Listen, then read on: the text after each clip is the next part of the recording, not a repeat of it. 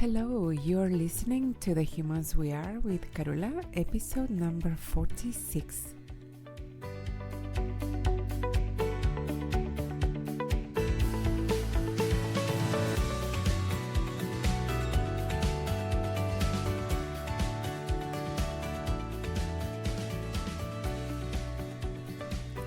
Hello, my dear humans. I hope you're having a beautiful day. Whenever you're listening, wherever you're listening, that your day feels easy and you feel safe and loved and optimistic about what lies ahead. If you are a returning listener of the show, welcome back. I am so glad that you're here for another episode of The Humans We Are. And if you are new, welcome. I'm so happy that you have found us.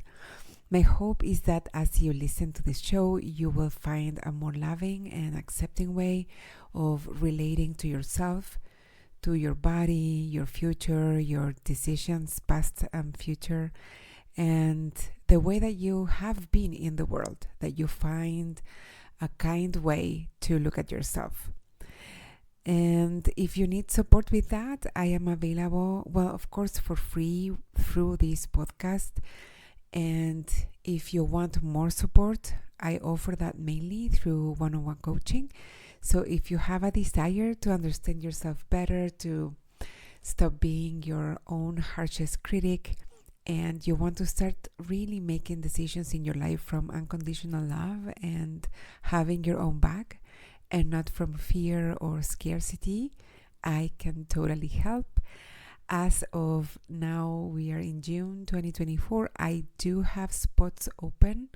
So if you would like to know a little bit more about what working together would like for you, I invite you to no pressure, no strings attached, free conversation to figure that out together. Just go to carolafuertes.com/consult to book a free 60-minute conversation.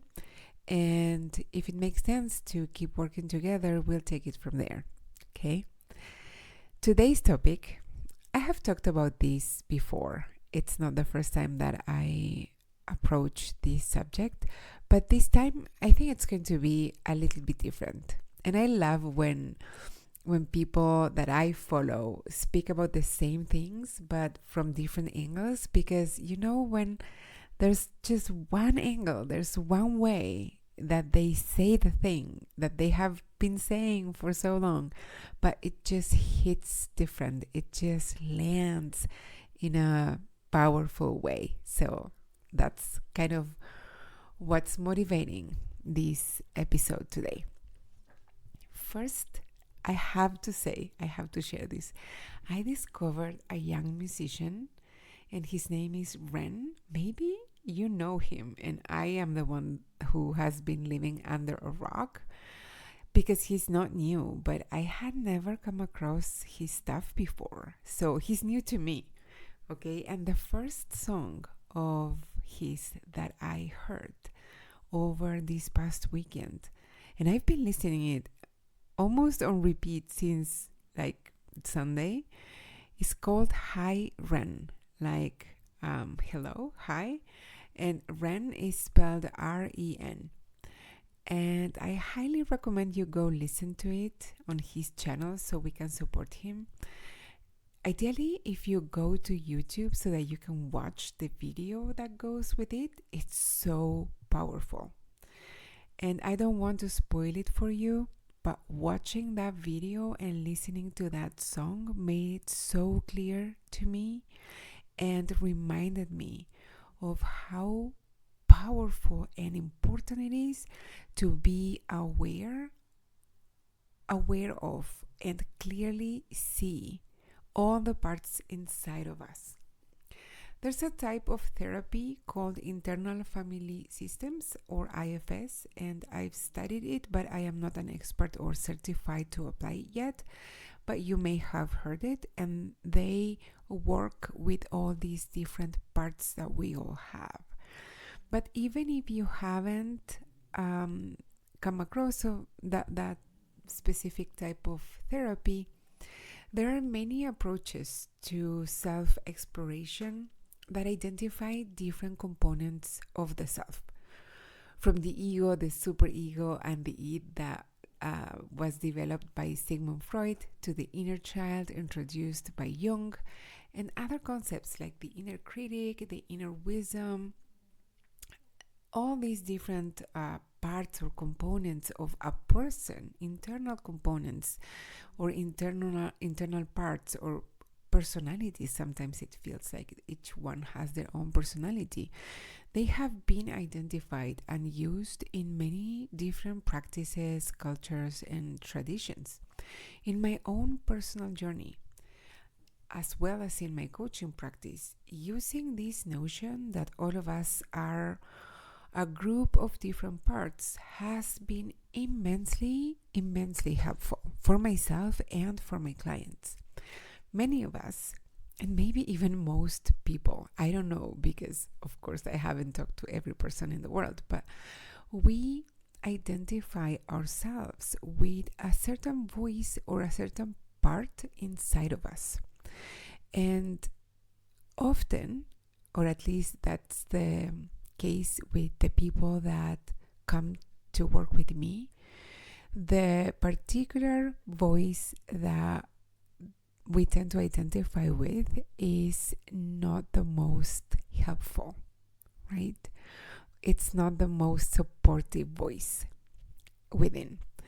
And we think that that voice that says that you're not enough, or that you're too much, or that you always do everything wrong, or that you are incompetent, or that you can't do something that you really want to do, or that you can't have what you really want. That voice that says, who do you think you are to want this or that? That mean voice that points out all your flaws, your mistakes, your shortcomings, your fears, to make sure that you don't forget about them. Many of us think that voice is us, that it's the whole of us. And sometimes we say that we are being objective when we speak from their voice, and that all those things are true. Like some people will say, and I used to do this in the past, so I'm not trying to point fingers. I am very much aware that I have been in this situation, and even recently. But I want to give you some examples. So you would say, I love singing, but I'm really bad at it. I do it anyway, but I really suck. I just don't care. Or I am so bad at math, I can't exercise, I am too old for X. Or maybe I am too young for Y or Z. Or I don't have what it takes to fill in the blank, to have a successful business, to change careers, to be great at what I do. And you believe that voice because you've been hearing it for so long. You never learned to challenge it. You've practiced believing and repeating what it says. And by now, it sounds like it's you. It sounds like your voice. What we need to keep in mind is that all parts inside of us want to protect us in their own way. The parts that keep showing up, it's because their way has worked in keeping us alive and safe. They have been successful in that way. There are no bad parts, and no part of you is the enemy. You don't need to get rid of any part to have the life you want, or the relationships that you want. The things you want, the career you want, the family you want. Like, you don't need to eliminate any part of you to be able to get to where you want to be. And this is really important. Even the parts of you that drive behaviors that you don't like or behaviors that you're trying to change. Those parts are not the enemy. We don't need to change them. We don't need to make them different or better or make them go away. We only need to shift our relationship with them. Let me give you an example in my own life. So I have a part that loves to escape, to numb. She likes to do things like playing games on my phone or watch Reddit videos on YouTube. There was a phase not so long ago when she liked to listen to true crime podcasts. Bottom line, she likes or she loves to quote unquote waste our time escaping. Not necessarily escaping our responsibilities, because we are always still showing up for work and for the family and all that stuff. But there are some upgrades, if you will, that I have been wanting to implement in different areas. Some new habits that I want to start practicing more, some new things that I want to develop for my clients. And this part, was having none of it. It took a lot of conscious intention, but I've been just watching her, letting her do her thing, trying not to judge her negatively. And in the back of my mind, I've been racking my brain trying to figure out how to bring her on board, how to gently show her that these projects are good for us and how we will benefit from them, and how these new habits are super helpful, and how can I motivate her to give up her numbing desires so I can actually do the things. Well, I am happy to report, my friends, that I got it all wrong. And I want to share with you why that was the wrong approach. All this time, I've been trying to change her. I have been trying to make her see things differently, to find motivating and attractive things that she couldn't care less about. I've been trying to transmute my frustration with her and be patient with her, and expecting her to come around and finally get on board, and trying to be patient and giving her time. But now I feel like I figured it out. What she really needs is not to be in charge of what we do. Isn't it obvious now that I say it out loud? What I really need is to release her from her leadership position, from her duties to call the shots, to decide how we spend our time.